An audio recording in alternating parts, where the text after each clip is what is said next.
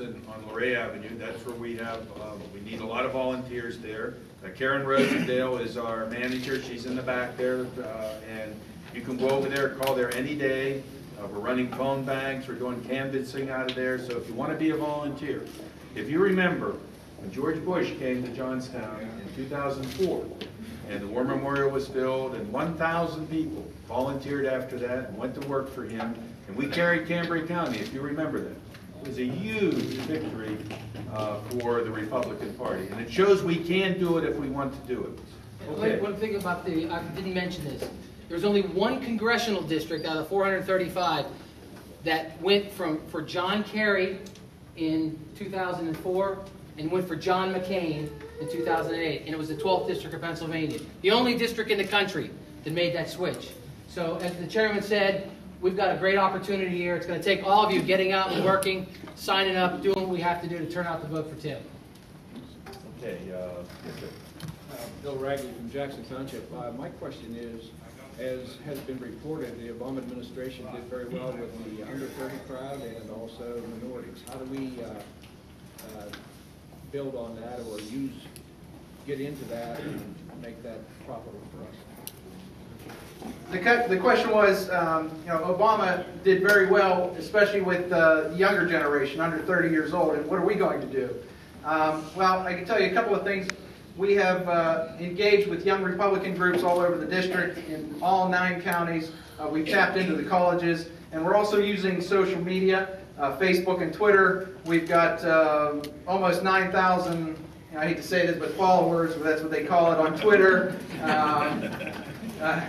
And as far as the Facebook friends and fans, we've got probably close to 5,000 right now. And those are people from all over the country, for the most part younger as well. So we're using every available medium to get our message out and to generate support for this campaign. Great question. And our party is reaching out to minorities around the state who asked that question, and we have Hispanic outreaches, African American outreaches, Asian American outreaches. So, and they are mainly in the major cities that there is a lot of potential there. So we are working very hard to recruit all these people in. Next question. Yes, sir. Mr. Burton, in your remarks you touched on something that's important to both my wife and I.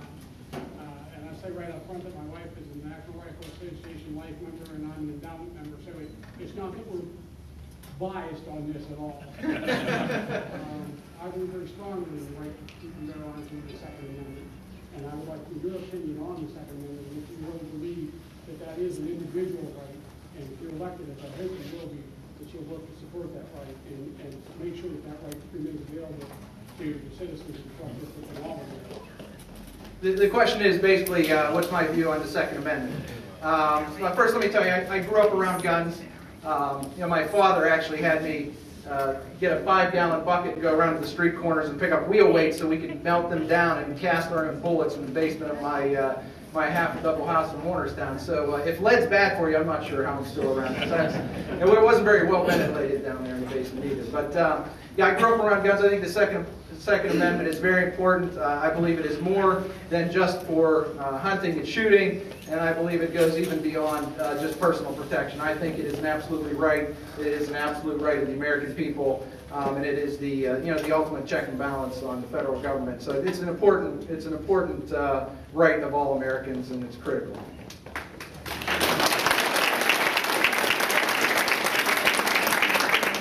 Mr. Byrne, what is your stand on? Are you against abortion, and are you a friend of Israel? The question is, what's my stance on abortion and Israel?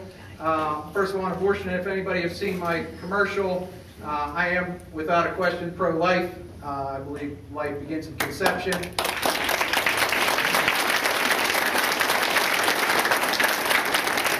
And I believe Israel is a very important ally.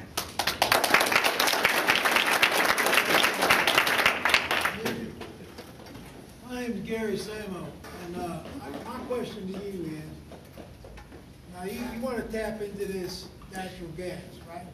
Sure. So that young man asked about this cap and trade. What are you going to do to train people to get chemical engineers, to get mechanical engineers, to get electrical engineers, plus to train roughnecks drillers, and and other people to work in those fields. Because, you know, I'll tell you what, where I live in Woodville, and I've seen a lot of people coming in for these jobs for concurrent technologies and all, and they came from out of state.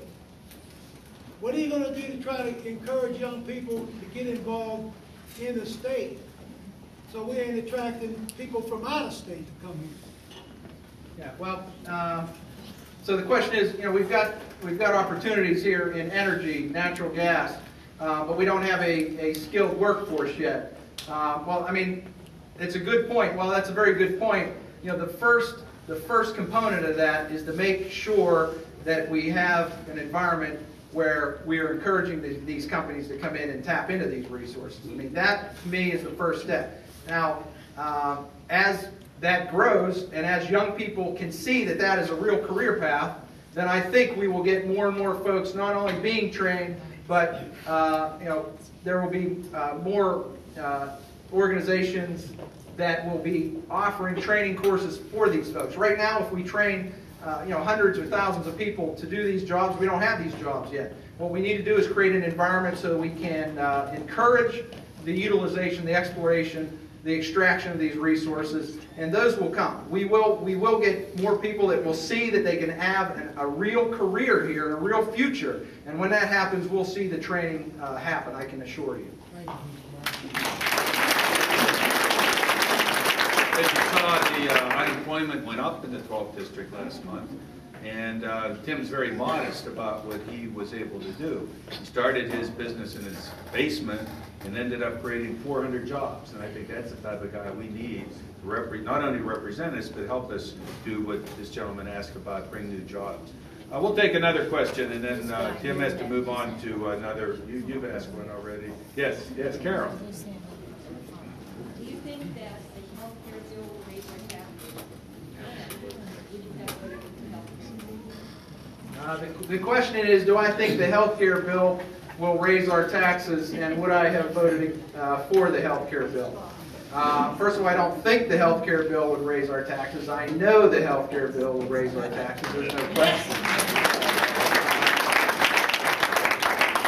And quite simply, I signed a pledge that, and this was before the bill was passed, that should it be passed, I would vote to repeal it. I stand by that. Given the opportunity, I would vote to repeal this bill and replace it with something that makes sense.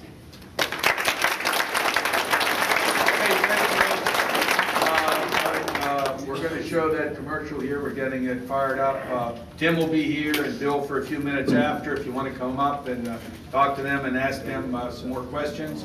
Again, I want to thank you for coming out this evening. We need lots of volunteers, a lot of workers. I know that we will make Tim Burns our next congressman. Thank you very much.